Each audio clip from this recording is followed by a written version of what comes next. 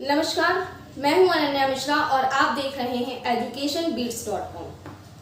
बाल श्रम हमारे देश और समाज के लिए एक गंभीर विषय है।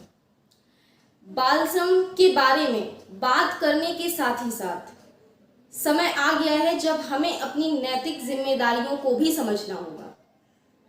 बाल श्रम को देश से उखाड़ फेंकना एक बहुत बड़ी चुनौती बन चुका है, क्योंकि बच्चों के जो माता पिता हैं वो ही अपने बच्चों से काम करवाते हैं, उनका बचपन उनसे छीनते हैं। बाल श्रम में जो बच्चे 14 वर्ष से कम आयु के होते हैं उन्हें सामाजिक, शारीरिक और मानसिक रूप से समाज में प्रताड़ित किया जाता है। कम पैसों में उनसे अधिक काम लिया जाता है, उनसे उनका बचपन, उनके खिलौने और उनकी शिक्षा के अधिकार को भी छीन लिया जाता है। आज हमारे देश में किसी बच्चे को कोई कठिन काम करते हुए देखना बहुत आम सी बात हो गई है। काम के नाम पर उनका शोषण करना, उनको प्रताड़ित करना, ये बहुत ही खराब मानसिकता को दर्शाता है। 14 वर्ष से जो कम बच्चे हैं, जिन्हें कम पैसों के लिए काम पर रखा जाता है, जिन्हें सामाजिक, मानसिक और शारीरिक रूप से प्रताड़ित किया जाता है, जिन बच्चों से उनका बचपन छीनकर उनको श्रमिक रूप दिया जाता है, वो बाल श्रम ही कहलाता है। 14 वर्ष से कम आयु के बच्चों से काम करवाना जुर्म है।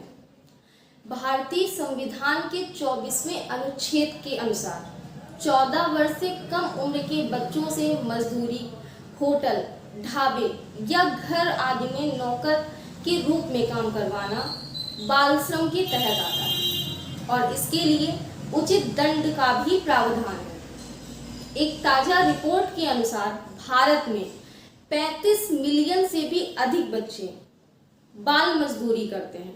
भारत में सबसे ज्यादा बाल मजदूरी उत्तर प्रदेश, बिहार और राजस्थान में होती है। जीवन का सबसे अच्छा जो पल होता है वो बचपन होता है, जब बच्चे के रूप में हम सभी को किसी भी बात की कोई फिक्र नहीं होती, सिर्फ खेलना रहता है और सोना रहता है। लेकिन जब इन्हीं बच्चों से इनका बचपन छीनकर इनके हाथों में काम थमा दिया जाए तो सोचिए इन बच्चों पर उसका क्या असर पड़ेगा। बाल मजदूरी करते समय कई बच्चियों का शारीरिक शोषण भी किया जाता है। एक रिपोर्ट के अनुसार भारत में जो बाल श्रम में जो बच्चियां काम करती हैं उसमें लगभग 40% बच्चियों का शारीरिक शोषण किया जाता है। आज के टाइम पे बड़े लोगों ने और माफियाओं ने बाल श्रम को, बाल मजदूरी को अपना व्यापार बना लिया है। बाल श्रम से न केवल बच्चों का बचपन ही खो जाता है, बल्कि उनकी शिक्षा पर भी गहरा असर पड़ता है। उनकी शिक्षा उन्हें नहीं मिल पाती, उनका बचपन उन्हें नहीं मिल पाता, जिस बचपन के वो हकदार होते हैं वो उन्हें नहीं मिल पाता। भारत में बाल श्रम को रोकना एक कड़ी चुनौती बन चुका है और इससे गरीबी दर भी बढ़ती जा रही है। बाल श्रम भारत के साथ साथ सभी देशों में गैर कानूनी है। बाल मजदूरी का सबसे बड़ा कारण हमारे देश में गरीबी का होना है। गरीब परिवार, गरीब वर्ग के जो लोग होते हैं वो अपने परिवार को चलाने में असमर्थ होते हैं।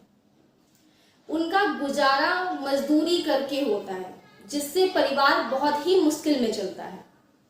इसी कारण वो अपने घर के जो बच्चे होते हैं उन्हें भी वो मजदूरी में या अन्य कामों में लगा देते हैं।